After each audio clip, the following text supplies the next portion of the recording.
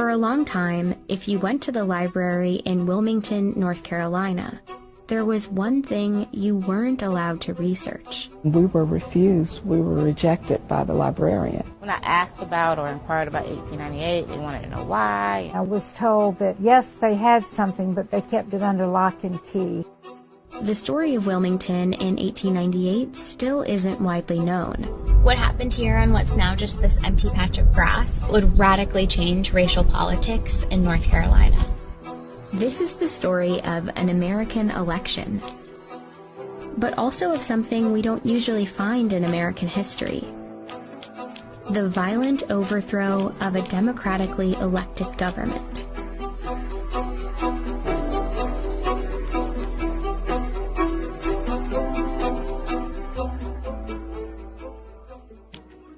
In the late 1800s, Wilmington, North Carolina was the state's largest city. It had a majority black population, and historians today describe it as a rarity in the post-Civil War American South. Wilmington, prior to November 1898, was what the New South could be at the cusp of the 20th century. There was an unusual degree of black prosperity.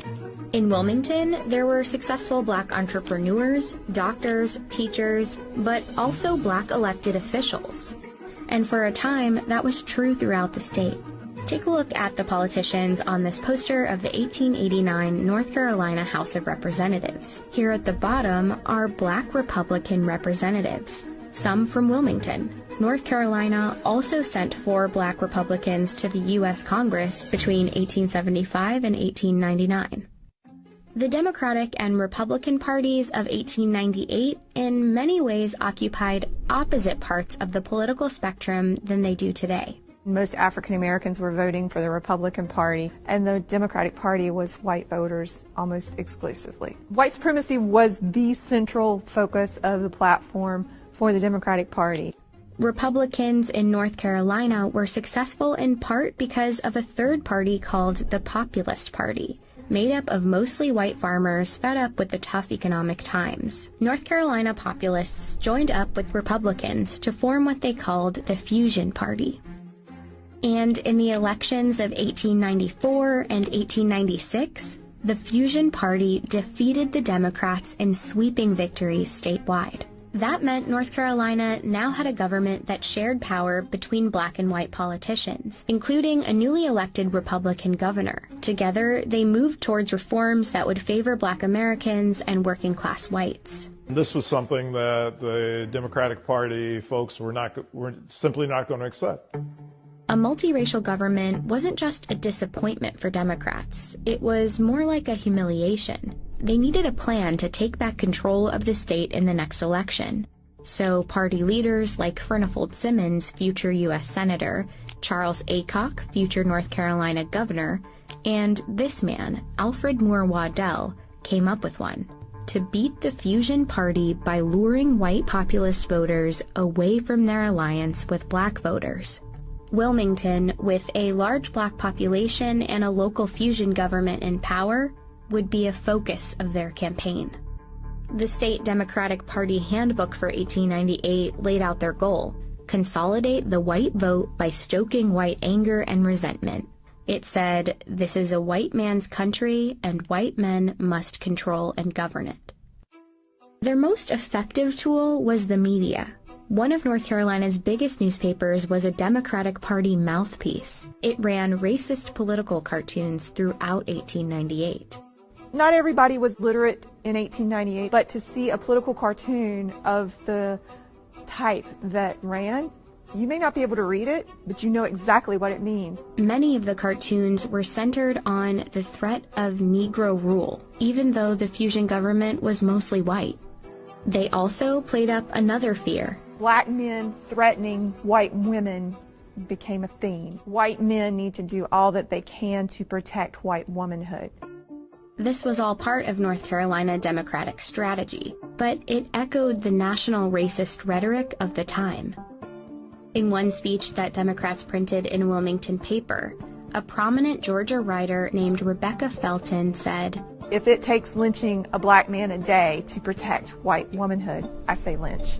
Her speech prompted a Wilmington black man named Alex Manly, owner of the black-run Daily Record newspaper, to respond with a column. He made a simple observation that, at the time, was shocking. That white women who had liaisons with black men did so voluntarily and enthusiastically. Manly wrote, "Every Negro lynched is called a big burly black brute, when in fact many were sufficiently attractive for white girls to fall in love with them." Manly pretty much said, in a nutshell, sometimes white women choose to be with black men. Manly's editorial became another tool for Democrats. Newspapers reprinted it, called it a horrid slander, and ran comments about it on a daily basis. It was just a few months before the election, and white voters were angry. By the time the election rolls around on November 8th, black voters, Republican voters, had been thoroughly intimidated here. By all accounts, the elections of 1898 were a sham. The Democratic Party had a paramilitary group called the Red Shirts. They attacked and blocked black residents from voting. At a rally just before the election, Alfred Moore Waddell provoked the crowds. He said, "Negro office holding ought at once and forever be brought to an end, even if we have to choke the current of the Cape Fear River with carcasses." The votes were counted, and the Democrats won. Democratic candidates won every seat they had a candidate up for election in. But some local fusionist politicians remained in power because their seats hadn't been up for re-election, like the white Republican mayor and the Board of Aldermen. And of course, the election did nothing to undo the economic power black folks held in the city. The Democrats had won the election, but their goal of total white supremacist control remained out of reach. And so they engineered what was essentially a coup d'etat. The day after the election, at a gathering for white men in Wilmington, the Democrats unveiled a document called the White Declaration of Independence. It contained an ultimatum. Cynthia Brown, whose descendants were in Wilmington back in 1898, is a historian at her church where there's a preserved copy of the declaration from the next day's newspaper.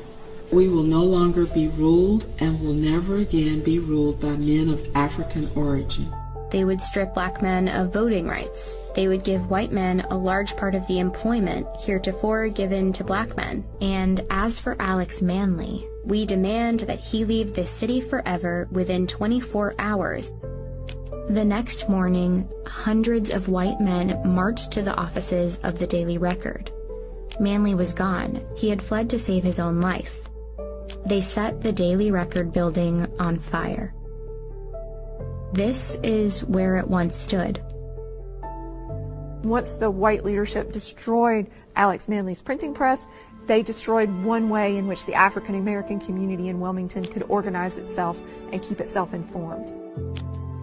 At City Hall, the mayor and Board of Aldermen were forced out.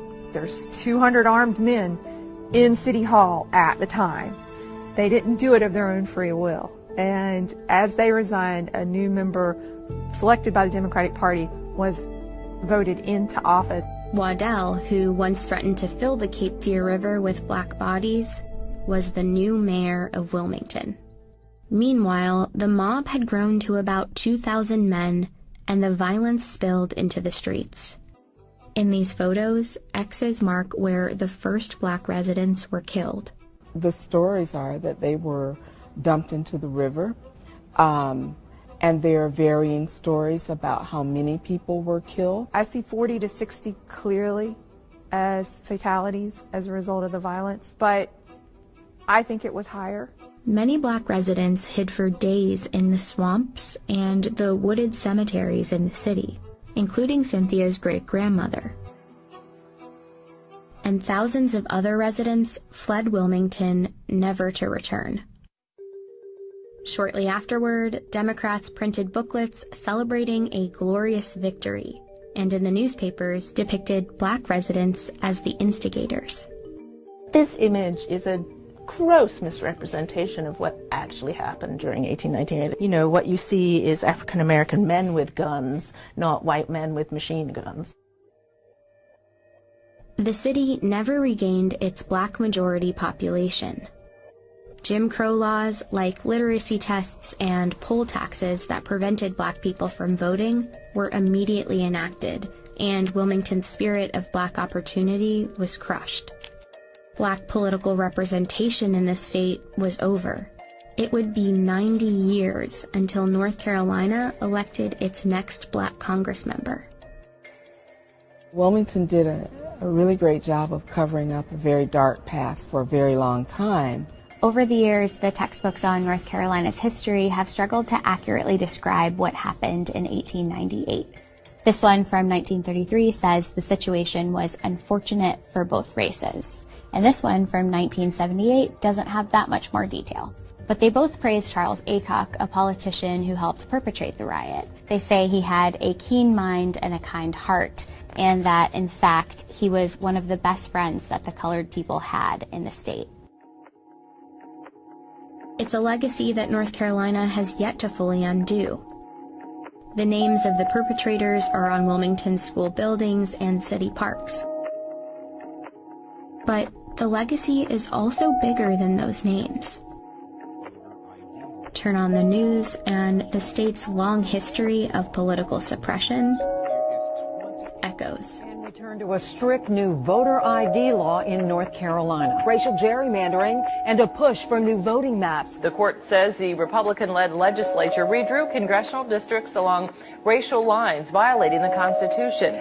There's a tremendous amount of intimidation that is still felt by the black community. It doesn't have to be mass mayhem and violence in the streets. The strategy shifts towards designing state laws in such a way that you could exclude blacks from voter participation. The subliminal pursuit of continuing the white Declaration of Independence. And if you don't see it for what it really is, it can happen all over again.